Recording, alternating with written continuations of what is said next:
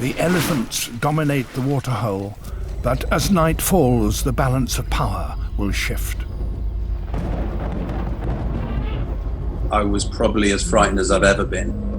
All of a sudden, there was this extraordinary sound. It was like a sort of eruption of lions roaring right next to us. And I just thought, okay, we've upset them and they're all going to jump on the vehicle and now I'm going to get eaten alive. We all thought that.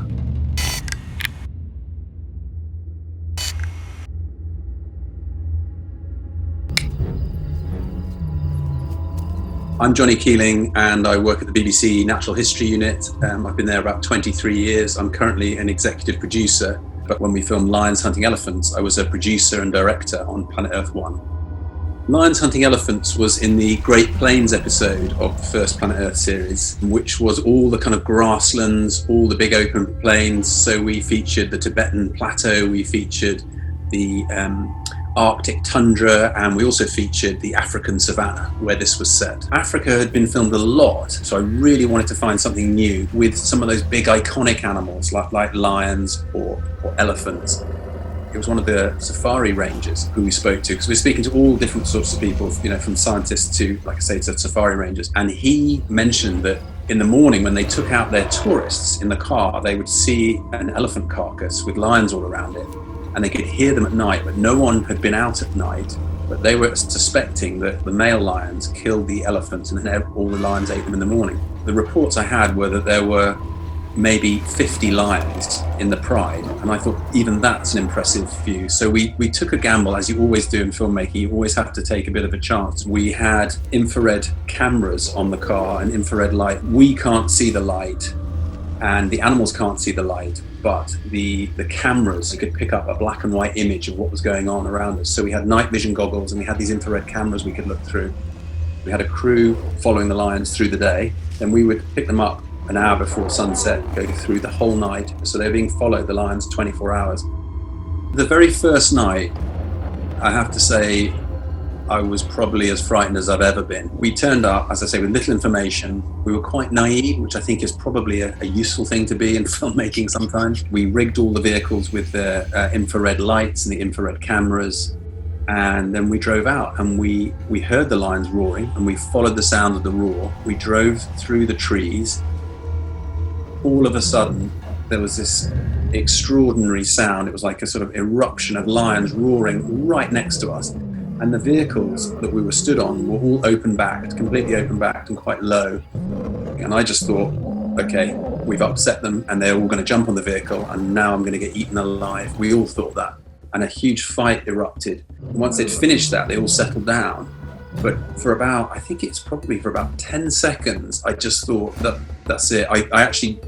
I'm not sort of embarrassed or too embarrassed to admit. I just fell onto my knees and kind of clutched my head because I just thought they're going to jump on the vehicle and bite me. And actually we realized they didn't care about us at all. They were just walking around the vehicle and they were more interested in each other. They didn't recognize us as easy prey, which we were. They just sort of looked and then carried on their business and they didn't seem to care. The elephant's night vision is little better than our own. But lions have much more sensitive eyes.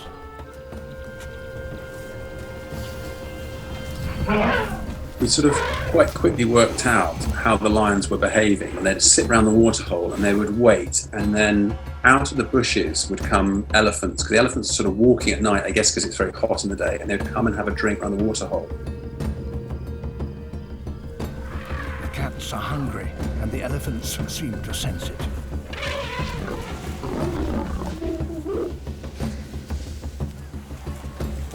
The lions wouldn't attack every elephant, so my observation was that the mother would come out the trees with her youngster and she was in a maternal herd. They probably wouldn't try and attack because she would be ferocious and they know that. If there was a single lone bull as well, a big bull coming out of the trees, the lions wouldn't be bothered.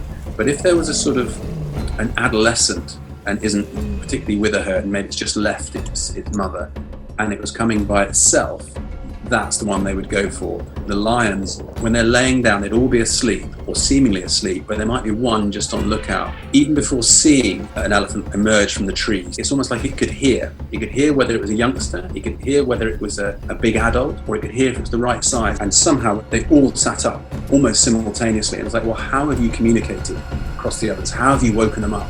They would be up and running within seconds. So we were trying to get the cameras all ready and up and running.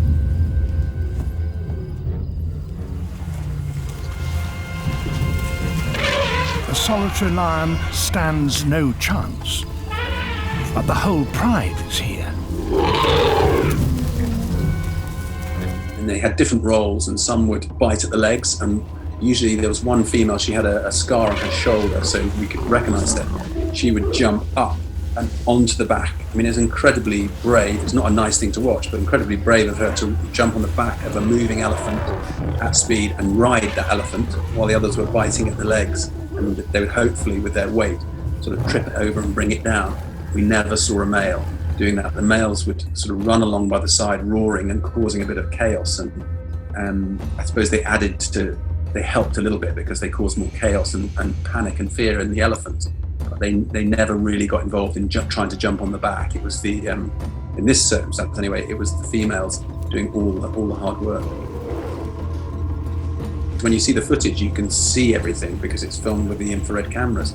But actually for us, it's pitch black. You're sat in a vehicle. You may have been having your sleep or rest time, or you're quite dozy because you've been up all night for 4 or 5 weeks. And then all of a sudden, there's lions roaring right next to you within maybe 3 meters.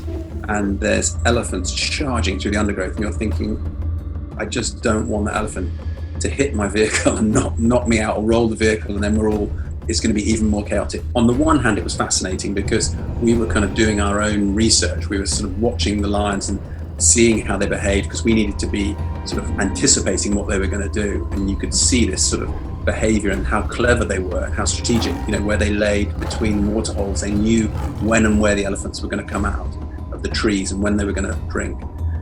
But on the sort of downside, really, it was just heartbreaking to see a beautiful, large animal like an elephant just kind of pulled down by lions and then eaten.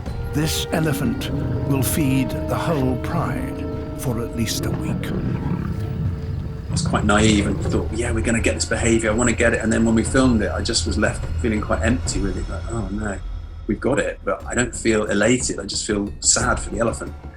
But it was worth it because it's capturing a new piece of behavior.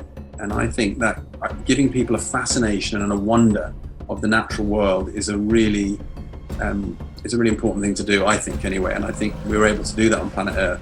I mean, I hope that audiences would look at it and just, I want them to be surprised. I don't want them to be shocked particularly, but I want them to be surprised and think, I never would have imagined that lions could be taking on an elephant. It's an adventure in the true sense of the word, in that you do not know what the outcome is going to be.